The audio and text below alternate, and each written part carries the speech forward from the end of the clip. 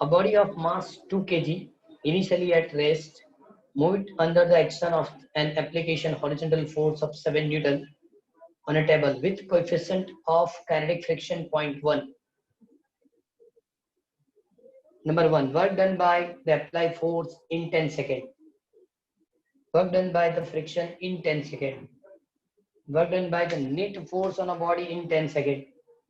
And change in kinetic energy of body in 10 seconds. And interpret your result. Okay, पहले तो हम list complete करेंगे. Mass 2 kg, mass is equal to 2 kg.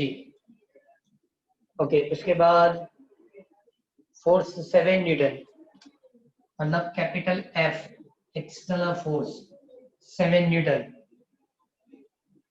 Mu की वैल्यू दी होगी क्योंकि the with coefficient of kinetic friction, coefficient of kinetic friction mu is equal to 0.1.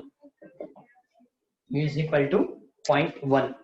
Okay, अब सबसे पहले तो फ्रिक्शनल फोर्स, सबसे पहले जो कंप्लीट करना है वो है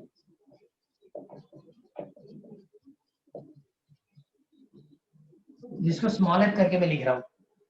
स्मॉल एफ फॉर्मूला क्या होगी फ्रिक्शन फोर्स की?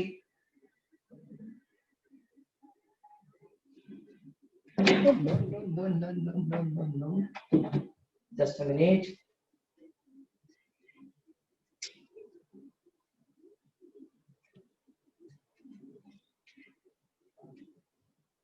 पूरा नीचे आ गया ना. फ्रिक्शन फोर्स की फॉर्मूला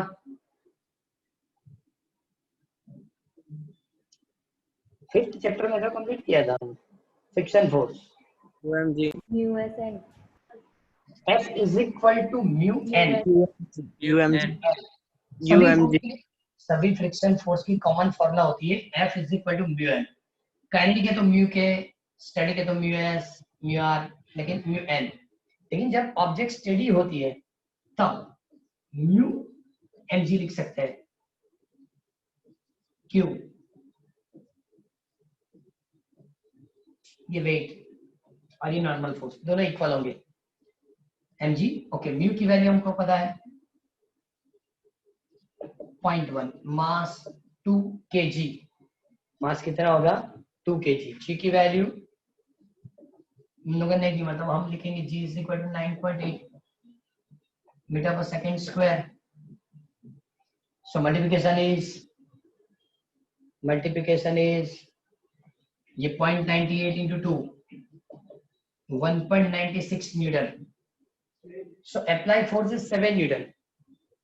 सपोज मान लो कि मैंने इस डायरेक्शन में इसको फोर्स दिया कैपिटल एफ, तो ऑपोजिट डायरेक्शन में फ्रिक्शन लगेगा. ऑपोजिट डायरेक्शन में क्या लगेगा? फ्रिक्शन. 7 न्यूटन मैंने इधर दिया, ऑपोजिट डायरेक्शन में जो फोर्स है 1.96 लगेगा. ओके, तो work done by the applied force in 10 second. तो सबसे पहले तो इफेक्टिव फोर्स या रिजल्टेंट फोर्स ऐसा लिखना पड़ेगा, या total force F dash is equal to F minus small f. क्यों? ये इस डायरेक्शन में है, ये मोशन के ऑपोजिट में लगता है. सो 7 minus 1.96, 7 minus 1.96. So now 5.04 Newton is a total या net force. 5.04 Newton total या net force. ओके, अब इतना फोर्स जब हम देंगे तो कितनी एक्सेलरेशन प्रोड्यूस होगी? F dash by m 5.04 divided by 2. So answer is 2.25 meter per second square.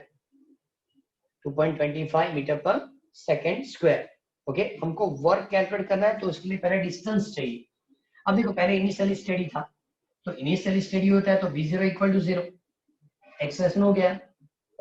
तो मैं लिखता हूँ here initial velocity v0 equal to 0 metre पर सेकेंड. 0 मीटर पर second. So now distance in 10 seconds. d is equal to v0t plus half at square. Okay, so now d is equal to v0 0 half acceleration 2.52 or 10 square. ये ratio कितना होगा 1.46 बराबर गलत लिखा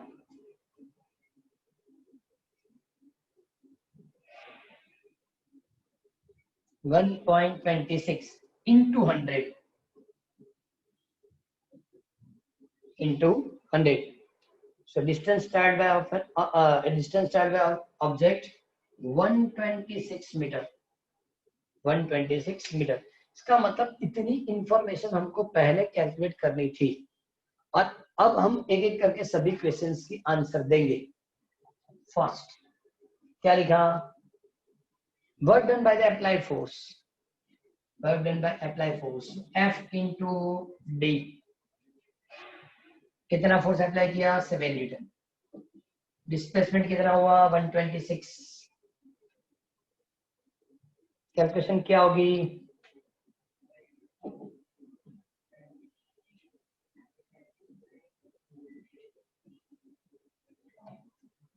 882 joule. Second option. ये सभी 10 second की work कैसे होगी तो हमने ये जो कैलकुलेट किया था distance now the distance in 10 second इसका मतलब सभी वर्क 10 सेकेंड के लिए होगा. Okay the work done by friction force ये टोटल फोर्स था friction force small f into d लेकिन f कितना होगा 1.96 बट इन ऑपोजिट डायरेक्शन. ये ऑपोजिट इसलिए माइनस लिखा मैंने और इंटू 126. अब ये मल्टीप्लाई करके बताओ मुझे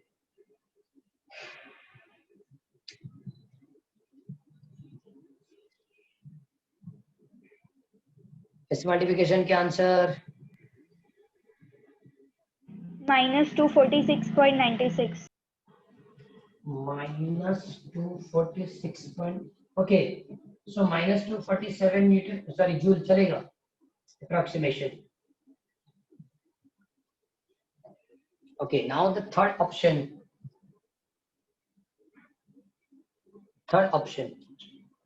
Okay, third में लिखा है तो work done by the net force on a body in 10 second. तो इसमें तो ज्यादा कुछ है ही नहीं. W3 F dash into D. So F dash is 5.0 into 126.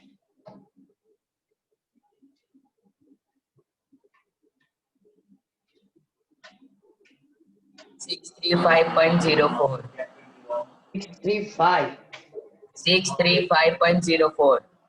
040. Okay ये भी अप्रोक्सीमेशन चलेगा कि 0.04 के सामने 635 बहुत ज्यादा है मतलब चलेगा अप्रोक्सीमेशन. फोर्थ क्वेश्चन ये सबसे बड़ा है. Change in kinetic energy of a body in 10 second. Change in kinetic energy of body in 10 second. तो इसमें कुछ कैलकुलेट करने की जरूरत नहीं. डी डेल्टा के is equal to W3. Work done by the resultant force on a given object is equal to change in kinetic energy. ये work energy theorem है. तो work done by the resultant force मतलब total force तो W3 जो हमने calculate किया मतलब W3 की आंसर उतनी ही answer change in kinetic energy ये होगी.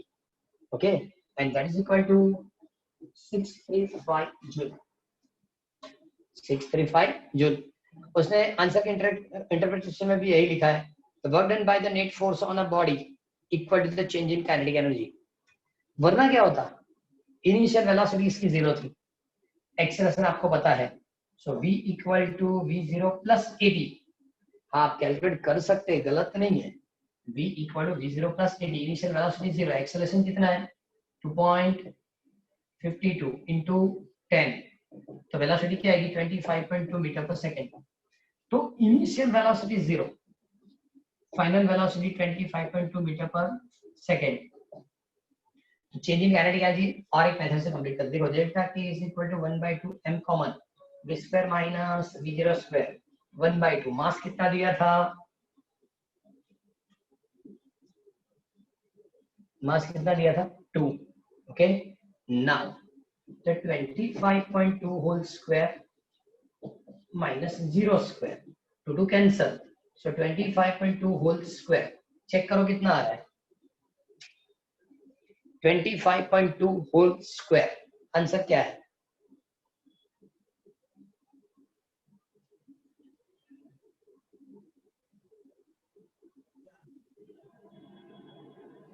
635.04 ही है भैया है ना. इसका मतलब Yes. क्या है कि हम डायरेक्टली लिख दिया वो भी सही है, और सपोज कैलकुलेट करना होता तो एक स्टेप ज्यादा मिलता. आफ्टर 10 सेकंड वेलोसिटी क्या है वो कैलकुलेट करना पड़ता और बाद में इतनी कैलकुलेशन करनी पड़ती, तो आंसर तो वही आता. लेकिन सपोज आप रूल जानते हैं, आपको स्टेटमेंट पता है, तो आप डायरेक्टली बता सकेंगे कि change in kinetic energy equal to work done by the resultant force.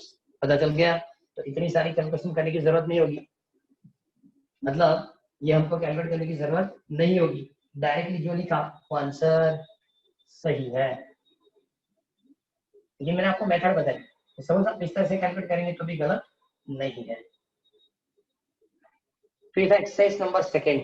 अब देखो एक्सरसाइज में थर्ड फोर्थ ये सब एक कंटेंट है, कैसे वर्क होगा नहीं होगा, लेकिन ये सब न्यूमेरिकल कभी कैलकुलेशन के तौर पे नहीं पूछे गए, 2 मार्क्स में भी नहीं, 3 में कहीं भी नहीं. ओके इसलिए आप डायरेक्टली 6.9 से स्टार्ट करेंगे. 6.9 6.2 के बाद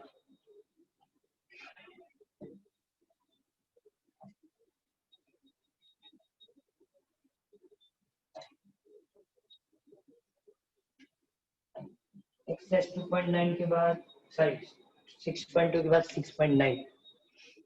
A body is initially at rest. 6.9 next says ये एमसीक्यू की तरह है, उन लोगों ने ऑप्शंस भी दिए हैं. A body is initially at rest. It's undergo one dimensional motion with the constant acceleration. The power delivered to it at time t is proportional to t raised to 1/2, t raised to 3/2 या t square. कौन C option right इस तरह से. अब देखो power की formula उसने use की p is equal to force into velocity, force into velocity. तो ये तो f रखा, ये क्या रखा f, लेकिन यहाँ हम velocity equal to acceleration into time लिख सकते हैं. Yes, sir. Acceleration to velocity upon time. So velocity equal to acceleration into time. So now f is equal to ma and therefore a is equal to f by m. तो इस तरह से भी substitute कर सकते हैं. Okay and therefore f square by m into t. अब जो अप्लाई फोर्स है, अप्लाई फोर्स ओके वो कांस्टेंट है. क्यों कांस्टेंट, क्योंकि उन्हें क्वेश्चन में लिखा एक्सेलरेशन इवन कांस्टेंट. जब एक्सेलरेशन कांस्टेंट तो force constant, mass constant and therefore power is proportional to time. लिखा है a and m are constant, a and m are constant. ने क्या काम किया समझो, इसको आगे भी उसने सिंप्लीफाई किया. उसने क्या किया F square okay M square, so M into D कर दिया. F by M is equal to A, so A square M into T. Acceleration constant दिया था, मास भी कांस्टेंट होता है, so power proportional to time. इस तरह से उसने कैलकुलेट करके दिया है. क्लियर, 2 मार्क्स क्वेश्चन की तरह है. एमसीक्यू पूछेगी तो 1 marks.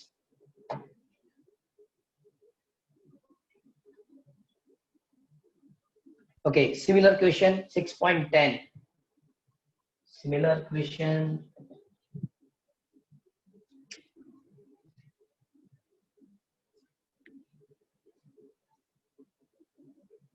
a body is moving indirectly under the influence of source of constant power. Its displacement in time t is proportional to. अब देखो यहाँ उसने फॉर्मूला रखी, इस पर पावर भी चलेगा, power equal to work upon time, work equal to power into time, लेकिन work equal to 1/2 mv square, 1/2 mv square and power into time. ऐसी फॉर्मूला क्रिएट करनी है कि जो रिलेशन पूछा हो बाकी सब रिमेन कांस्टेंट, बाकी सब remain. So now v square is equal to p upon m।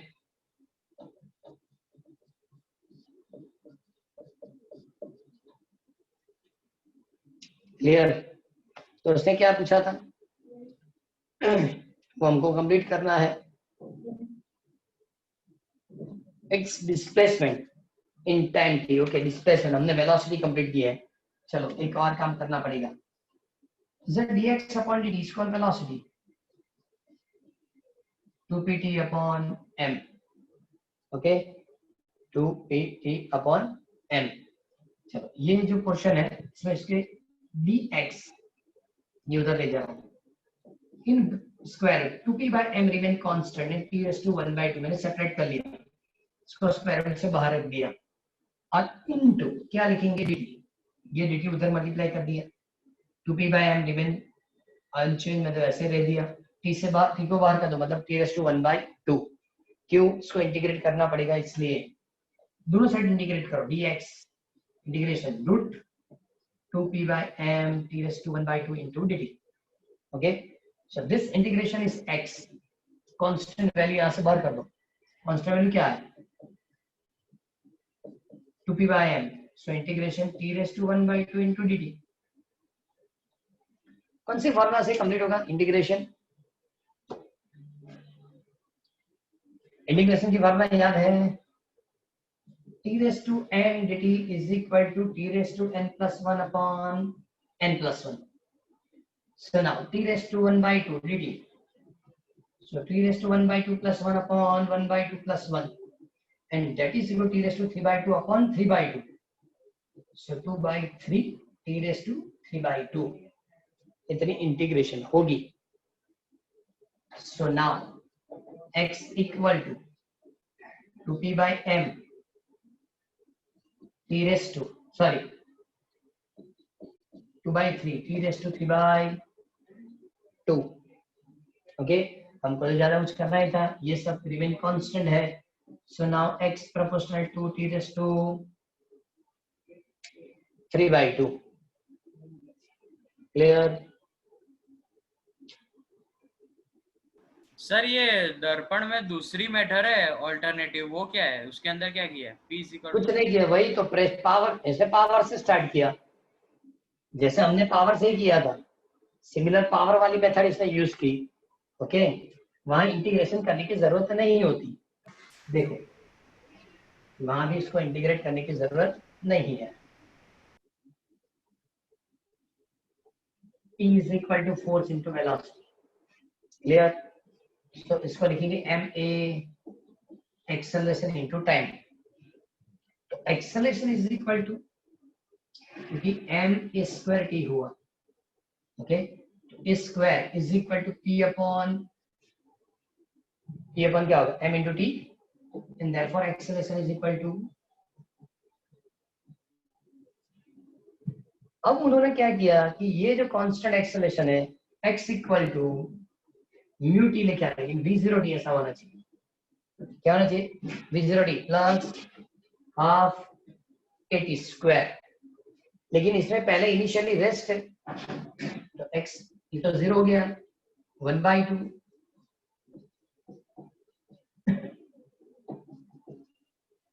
अब देखो x equal to 1/2 p by m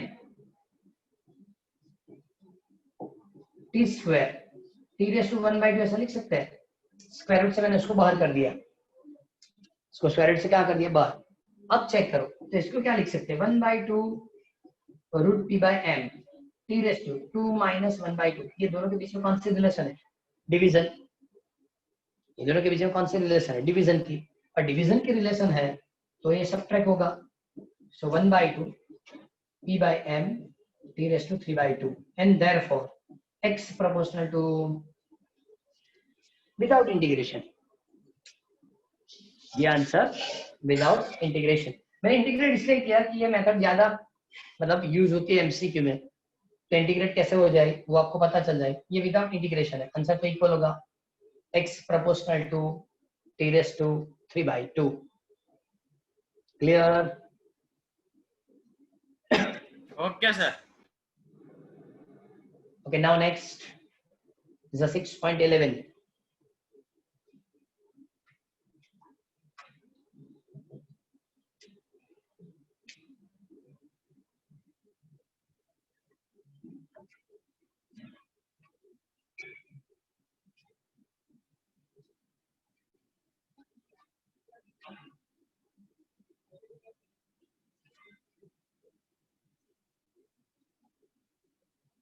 ये भी एमसीक्यू है.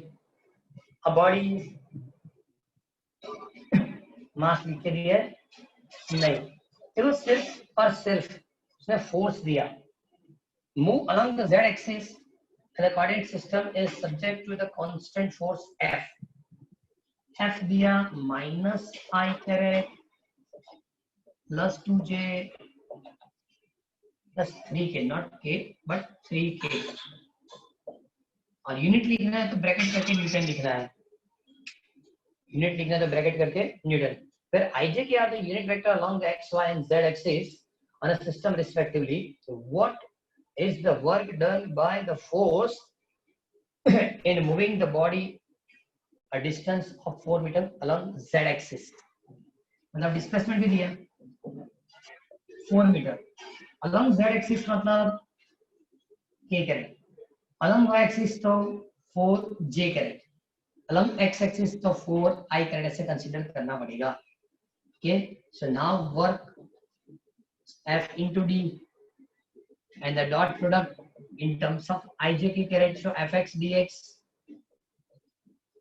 fy dy, fz dz.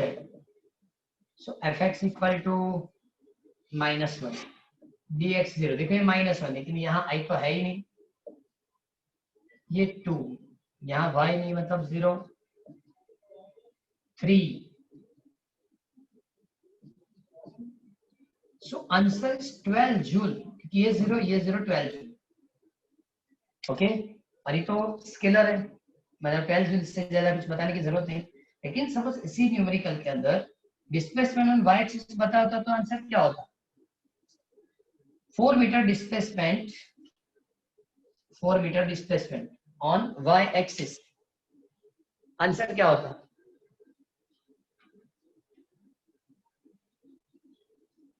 Four metre displacement on y axis.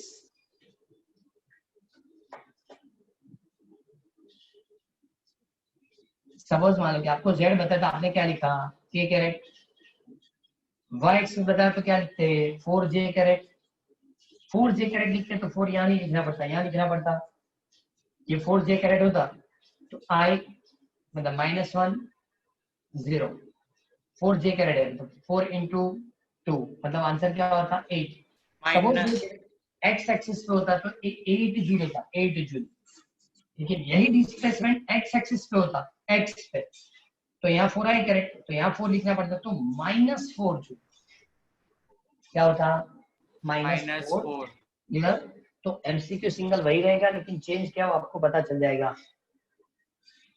Now 6.12 ये highest मतलब सालों से न्यूमेरिकल सिलेबस में है. अप्रॉक्सीमेट कैलकुलेट करो तो ये कैलकुलेशन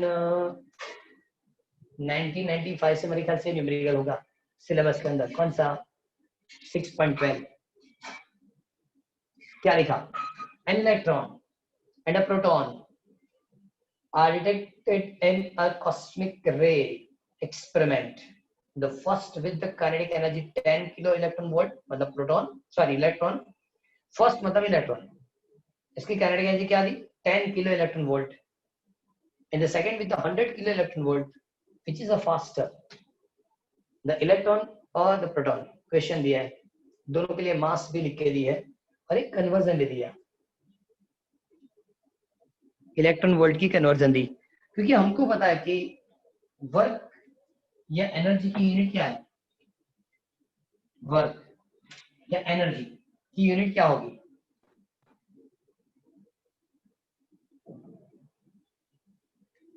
वर्क या एनर्जी होती है, इसकी यूनिट क्या होती है?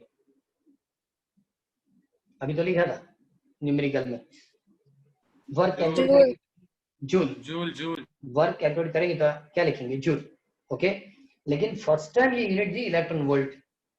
नो डाउट हमने वहां थियरी में कंप्लीट किया था, लेकिन फिर भी 1 इलेक्ट्रॉन वोल्ट 1.6 10⁻⁻19 जूल। 1.6 10⁻⁻19 जूल, मतलब 1 वोल्ट के पोटेंशियल डिफरेंस के अंदर इलेक्ट्रॉन की जो काइनेटिक एनर्जी है 1 इलेक्ट्रॉन वोल्ट। 1 वोल्ट की पोटेंशियल डिफरेंस रखेंगे तो इलेक्ट्रॉन की जो काइनेटिक एनर्जी है उसको क्या बताया जाता है? 1 electron volt. And 1 electron volt equal to 1.6 10⁻⁻19 joule. Okay, चलो सबसे पहले तो सब कुछ कंप्लीटली लिख रहे क्या क्या उन लोगों ने दिया। Kinetic energy of electron 10 electron volt, sorry 10 keV. What do you mean by keV? 10 keV ऐसा लिखा है। What do you mean by keV? Kinetic energy. नहीं, keV लिख सकते हैं, MeV लिख सकते हैं। तो what is the meaning of MeV? What is the meaning of keV? आपने कभी भी पावर स्टेशन की कैपेसिटी चेक की? वो लिखेंगे केवी, इतने किलो वोल्ट ऐसा बताया जाता है। Kilo electron volt, kilo volt, kilo मतलब 10⁻³ केईवी लिखने का मतलब किलो इलेक्ट्रॉन वोल्ट मतलब 10⁻³ electron volt.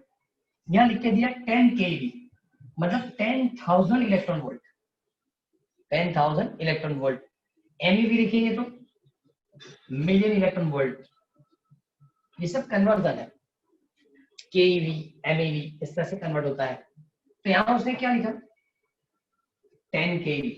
It's called 10 into 10⁻³ electron volt. Now kinetic energy of proton 100 या 1000 क्या लिखा? 100 kV. So now 100 into 10⁻³ electron volt. But that is equal to 10⁻⁴ and that is equal to 10⁻⁵.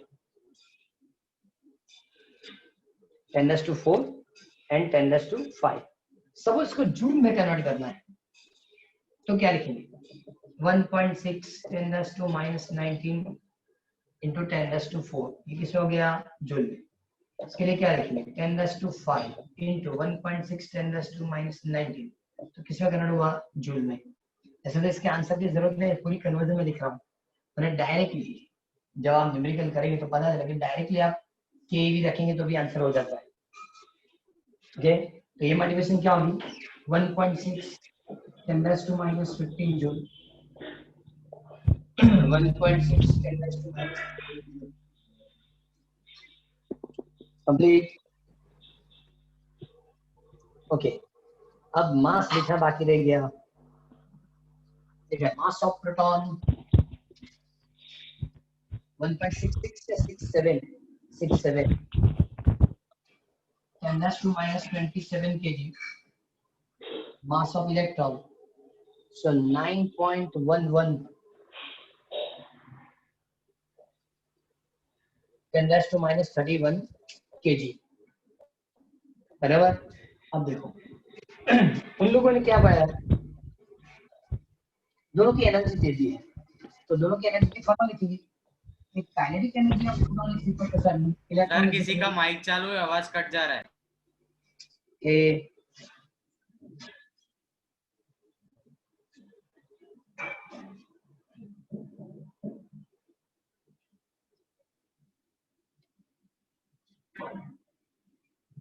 Kinetic energy of electron is equal to 1/2 MeV square and kinetic energy of the proton is equal to 1/2 MPVT square। Question पूछा कौन सा जो particle है वो fast, कौन सा particle fast होगा? इसका मतलब दोनों की जो वेलोसिटी है बराबर वो रेशियो हम कैलकुलेट करेंगे। तो इसका मतलब क्या होगा कि 1/2 MEV square upon 1/2 MPVP square KE upon KP 1/2 cancel V square upon VP square so KEMP KPME and therefore V upon VP KE MP upon KPME। अब देखो यहाँ ऐसा जरूरी थोड़ी है कि हम ये जूल नहीं लिखेंगे डायरेक्टली। सपोज मैंने 10 केवी लिख दिया होता 10 केवी, चलो इसके आंसर 10, इसके आंसर 100, तो दोनों की यूनिट इक्वल है, ऊपर नीचे यूनिट कैंसिल हो गया। ओके तो ये सब कन्वर्जन करने की जरूरत नहीं थी। Okay now mass of proton is 1.67 10⁻⁻27 9.11 10⁻⁻31 10⁻⁻31। अब देखो ये इसके साथ मल्टीप्लाई करेंगे, पहले 1.67 9.11 इंटू 10, ये इसके साथ मल्टीप्लाई करेंगे, सो 10⁻⁻26, ये इसके साथ आप मल्टीप्लाई करेंगे तो 10 क्या होगा -29, बराबर। इधर साइड में लिख रहा हूं VE upon VP is equal to, ये दोनों की रेशियो क्या है बताओ, 1.67 अपॉन 9.11,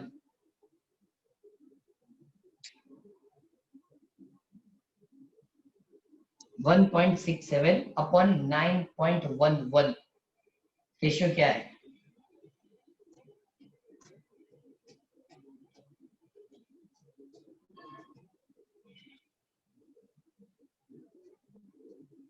दोनों की रेशियो क्या होगी?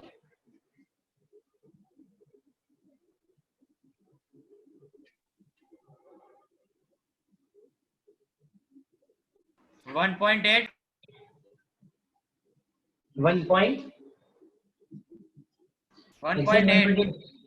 एग्जैक्ट 1.8 होता है। 1.833। ओके 833। ओके चलो ये मैंने ऊपर लिया तो -26 प्लस 29, सो प्लस 10⁻3, तो इसका मतलब ऐसा हुआ कि 10⁻3 तो 1833, स्क्वायर रूट निकालो।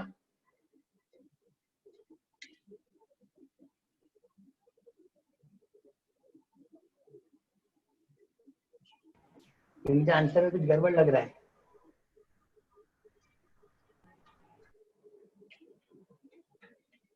ये 1.88 नहीं होगा, 0.188 ऐसा होगा। देखो ये आपने जब रेशियो फाइंड की ना, ये दोनों की रेशियो, तो 0.1833 होना चाहिए। 0.1833 है। पॉइंट है ना? हाँ हाँ मतलब 0.1833 होगा, और 0.1833 होगा तो 183.3 13 पॉइंट समथिंग कुछ, क्योंकि 13.53। 13.53। कितना 13.53। ओके 13.5। इसका मतलब क्या हुआ कि VE is equal to 13.53 VP and therefore the velocity of electron is greater than velocity of proton। velocity of electron, suppose ये MCQ में पूछा ना, MCQ में तो हमको तो ये लिखना ही नहीं होता, फास्टर कौन उतना ही देना होता है, फास्ट कौन जा रहा है हमको उतना लिखना है, तो जिसकी मास कम होती है वो फास्ट जाएगी, नॉर्मल चीज है। लेकिन हम इसलिए डायरेक्ट नहीं बता सकते थे कि दोनों की काइनेटिक एनर्जी डिफर है। इक्वल होता तो डायरेक्ट बता दे दोनों की काइनेटिक एनर्जी इक्वल है, सब ऐसा बता, ये 10 केवी 10 केवी कौन फास्ट, तो डायरेक्ट बता सकते इलेक्ट्रॉन, क्योंकि जब दोनों की काइनेटिक एनर्जी इक्वल है तो जिसकी मास कम होगी उसकी वेलोसिटी ज्यादा, ये सिंपल चीज है। क्लियर? ये कैलकुलेशन, ये सिंपल कैलकुलेशन था सर ये दर्पण में तो डायरेक्ट ही कर दिया है, ऐसा कुछ कन्वर्ट किया ही नहीं है, वो जूल वाला आपने स्टार्टिंग में दिखाया। मैं बताऊं कौन सा कन्वर्ट, मतलब वो 1.6 हमने वो किया ना, वो जूल वाला स्टार्टिंग में, वो हाँ। उन लोग ने डायरेक्ट वैल्यू डाल दी है। वो तो बोले वो लोग तो क्या करेंगे, आपको कन्वर्जन दिया कि नहीं है, ये कन्वर्जन दिया, तो जब अंदर रखेंगे यहाँ तो 10 इंटू 1.6 10⁻⁻19 वो डायरेक्ट रखेंगे। लेकिन नहीं, मैं बता वो भी रखने की जरूरत नहीं है। ऊपर भी देख दर्पण में चेक कर, ऊपर 1.6 10⁻19 है। हाँ वो क्वेश्चन में दिया है 1 पॉइंट। नहीं, वो क्वेश्चन में भी दिया है, लेकिन सिंप्लीफिकेशन में चेक करो 10 इंटू 1.6 10⁻⁻19 अपन में चेक करो, तो वहां भी क्या लिखा 100 इंटू 1.6 10⁻⁻19, तो तो कैंसिल 100 नहीं इंटू करेगा। कर लिया, कैंसिल हो हाँ, जाएगा। वो तो कैंसिल हो गया, इसलिए हमने यहाँ सब्स्टिट्यूट पहले मैंने यहाँ आपको बताया कन्वर्जन में बताया, लेकिन जब इसमें सब्स्टिट्यूट करना था तब मैंने उसको सब्स्टिट्यूट नहीं किया। इक्वल टू करके क्या बताया, देखो ये 10 ले लिया, ये 100, क्योंकि वो तो कैंसिल होने वाला है। ये थोड़ी बहुत लॉजिक खुद को लगा रही है कि जिसकी जरूरत नहीं है, नहीं बताएंगे चलेगा। Clear?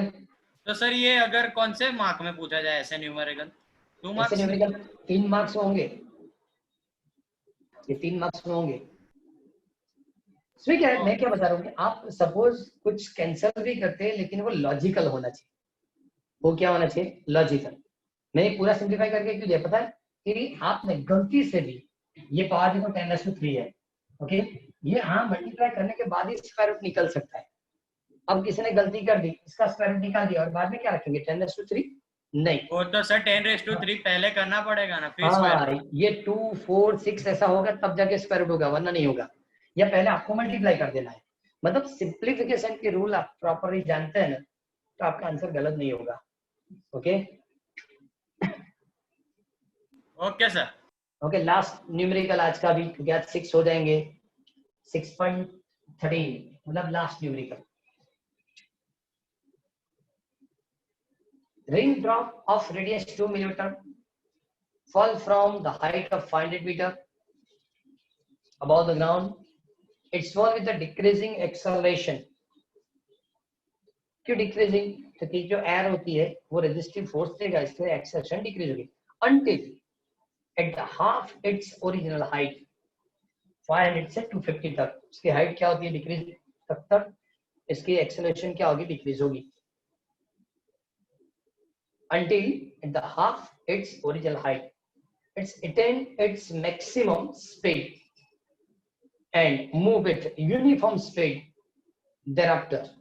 What is the work done by the gravitational force on a drop in the first and second half of its journey, and what is the work done by the resistive force in the entire journey if the speed on reaching the ground is 10 meter per second? Simple चीज है, rain drop जब ऊपर से नीचे आएगा तो air medium से उसकी वेलोसिटी डिक्रीज होती जाएगी।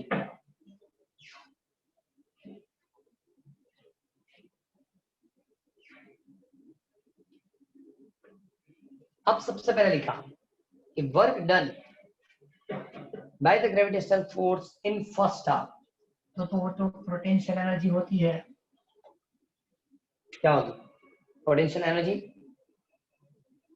पूरा लिस्ट आउट पहले कंप्लीट करेंगे। रेन ड्रॉप ऑफ रेडियस, चलो r is equal to 2 millimetre, 2 into 10⁻³ metre. Initial height capital H 500 metre, small h is equal to h/2, so 250 metre.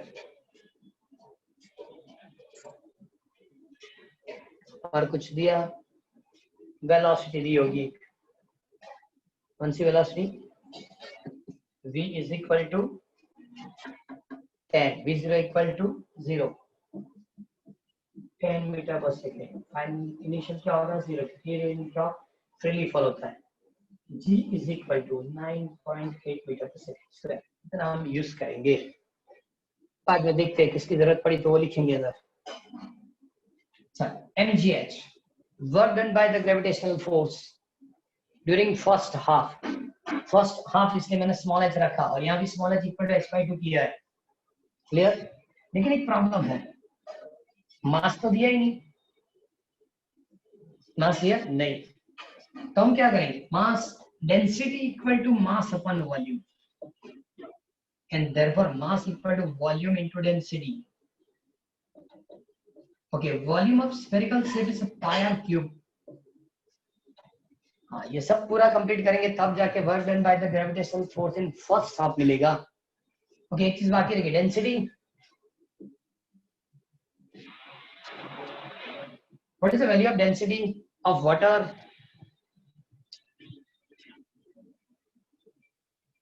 What is the value of density of water? पहले भी पढ़ा होगा ना ऐसा, तो density of water कितना होता है?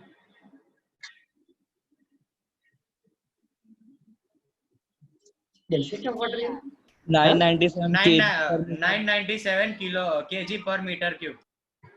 997 अप्रोक्सीमेट 1000. सीजीएस में 1 नहीं बताते? हाँ सीजीएस में सर, क्या है? पानी one- की डेंसिटी 1. पानी की one- डेंसिटी 1. ओके, तो इसमें 1000 लेना है. kg by meter cube. kg by meter cube. So first value is 10⁻3. Then 4/3. 3.14. Radius is, तो यहाँ से मल्टीप्लाई करते जा रहे सबको. Radius 2 into 10⁻³ whole cube. G is 9.8 and 250. Simplify कर दो इसको. देखो 4, 3.14, 8, 9.8, 250 डिवाइड बाय 3. 10⁻3, 10⁻2 क्या होगा? 9. ये 10⁻3 ये -9.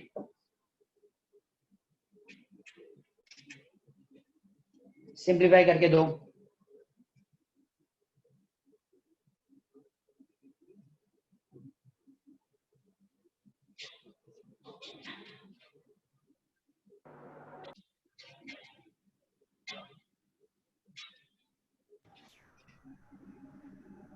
Zero point 08205.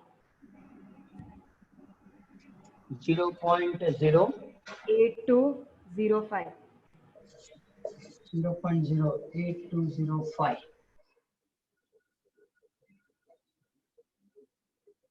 into 10⁻². नहीं सर, डायरेक्ट बोला मैंने. हाँ सर, 10⁻6 करके यही आंसर है. हाँ sir.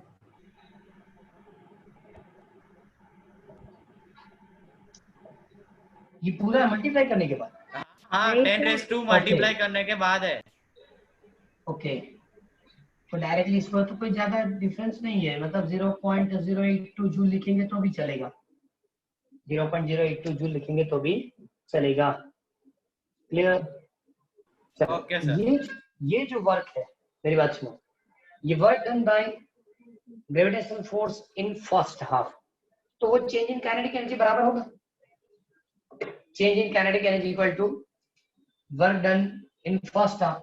So delta K is equal to 1/2 mv square minus 1/2 mv0 square.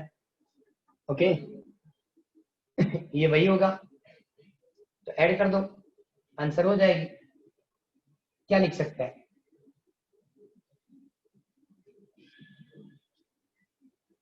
ये 1/2, ये कितना होगा? 1/2. फिर से वो काम करना पड़ेगा, क्योंकि देखो v0 इक्वल टू 0 है, मतलब ये तो लिखने की जरूरत है, सिर्फ इतना बनेगा. m equal to rho into v, और ये वेलोसिटी, ये वॉल्यूम है, दोनों चेंज है. प्रॉब्लम नहीं आनी चाहिए. 1/2 रो 4/3 पाई r cube.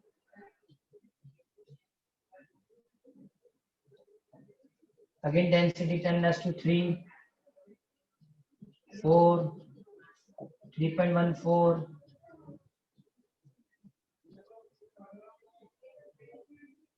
v square.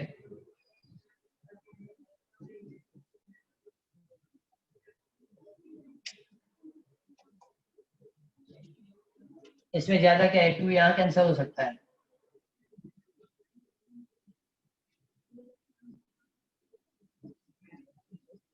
So delta K is equal to 2, मतलब 6.28. ये दोनों मैंने मल्टीप्लाई किया, 6.28 into 8 into 8. चलो ये तो हो गया 10⁻3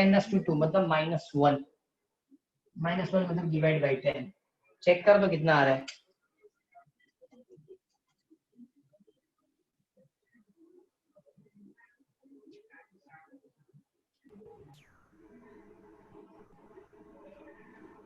फाइव पॉइंट जीरो 5.02। नहीं, तो हमारी कैलकुलेशन गलत है, कुछ हमने गलत किया। ओके, इधर इधर इधर इधर, ये तो 2 किसका आया था, इसका, ये डिवाइड बाई 3 रह गया ना, 4/3 है।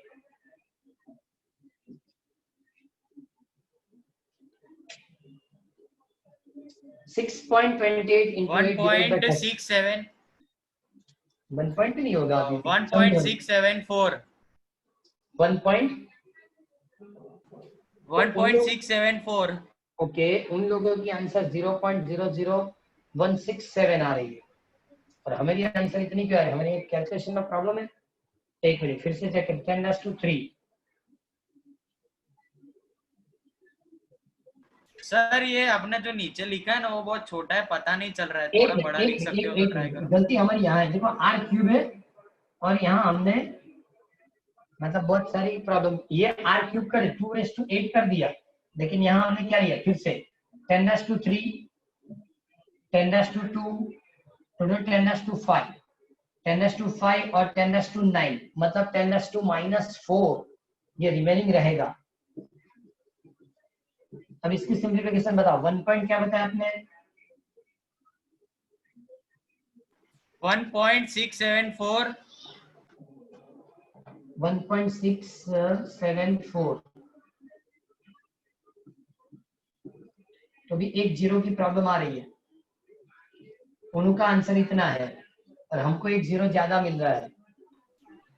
देखो, ये मैंने 10⁻3 रखा, ये 4, 5 3.14, ये r³, ये 10² डिवाइड बाय 2 एंड 3, ये 2 एंड 3 दोनों है, इससे मैंने 2 यहाँ कैंसिल कर दिया, 2 यहाँ क्या किया, कैंसिल। इसका मतलब 2 इंटू 3.14 6.28, 2³ मतलब क्या होगा, 8।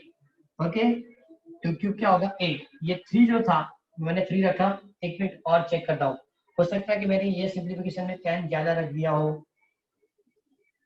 6.28 2⁸8, ओके हो गया, डिवाइड बाय 3 रख दिया। अब चेक करें, 10⁻3, 10⁻2 मतलब 10⁻5 10 माइनस, ओके अब बराबर है, मतलब वो जीरो गलत था। तो इसके लिए 16 पॉइंट आता होगा, चेक करो, 16.75, बराबर बराबर है। चलो बराबर है सर, आ गया। Yes yes. वो क्या प्रॉब्लम हुई कि m की वैल्यू कैलकुलेट करने में ज्यादा प्रॉब्लम आएगी, रो इंटू 4/3 r³ रखना है ना, इसलिए ज्यादा प्रॉब्लम क्रिएट करता है। तो पहले सर हमने सर क्या काम, बोलो सर वो कैलकुलेशन एक बार फिर दिखाना। फिर से। Delta T = 1/2 mv² minus 1/2 mv02, change in kinetic energy, change in kinetic कहां से, ऊपर से लेके जब तक ग्राउंड तक जाता है वो। ओके, तो उन लोगों ने क्या बताया कि ऊपर से तो फ्रीली फॉल होता है, तो इनिशियल वेलोसिटी 0 हो गई, तो remaining part is 1/2 mv², but m is equal to density into volume, और ये वेलोसिटी v², तो ये 1/2 हुआ, density rho, volume equal to 4/3 r³, और ये v², तो 1/2 में तो 2 आ गया, डेंसिटी 10⁻3, डेंसिटी क्या रखी 10⁻3, ये 4/3 हो गया, पाई 3.14 हो गया, रेडियस 2 इंटू 10⁻³ होल क्यूब हो गया, और भी इसका 10² हो गया, बराबर। तो इसकी सिंप्लीफिकेशन 0.0000167 जूल ऐसा आएगा। क्लियर? तो एक काइनेटिक एनर्जी उन लोगों ने दी। अब एक चीज और बताइए, work done by gravitational force during whole motion, total motion में कितना होगा? जब टोटल मोशन के लिए सपोज आपको कंप्लीट करना है तो फॉर्मूला यही होगी, लेकिन एच चेंज हो जाएगा, कैपिटल एच चेंज क्या होगा, कैपिटल एच। ओके, सो फिर से रो 4/3 पाई r³ g और h, 10⁻3 4 3.14 2 into 10⁻³ whole cube 9.8 into 500 divide by 3। इसको सिंप्लीफाई करो,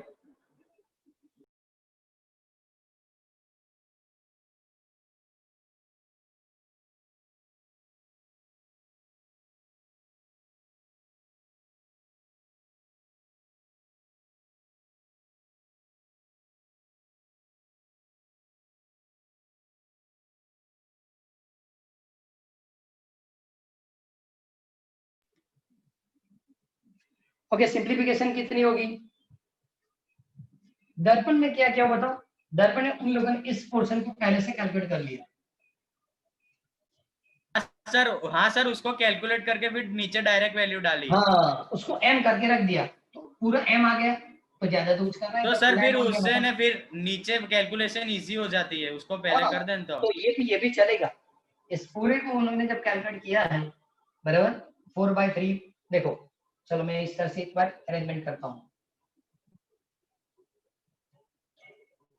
ये पूरी ब्रैकेट जिसको हमने m लिखा, m उन लोगों ने पहले से कैलकुलेट किया 3.35 10⁻⁻3, g की वैल्यू 9.8 और इंटू 500, तो कैलकुलेशन इजी हो जाएगी।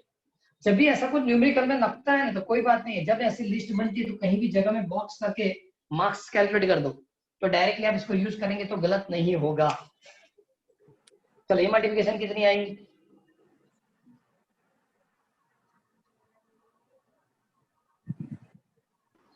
0.00167। किसकी बात कर रहे हैं आप?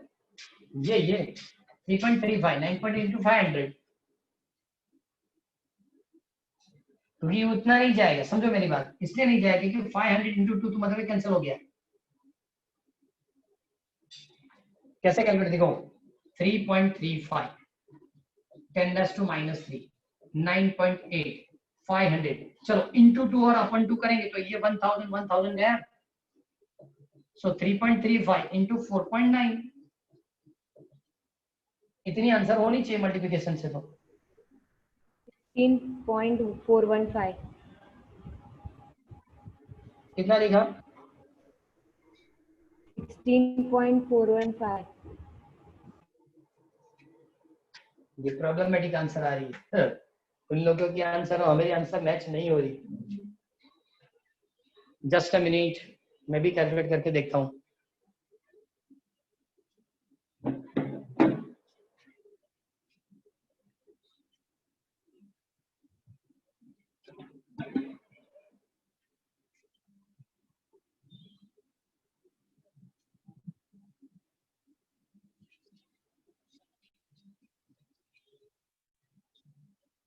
Hmm, 3.35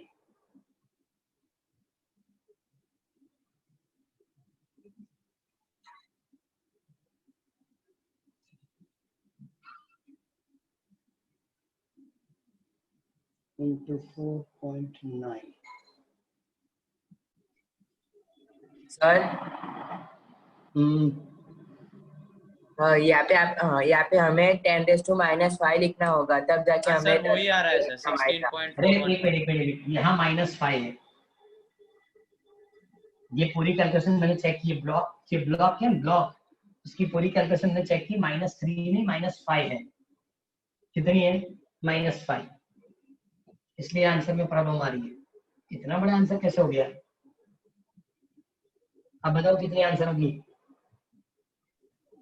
ये आंसर होगी 0.164, चेक करो। Yes sir, 0.16415। 164 ओके।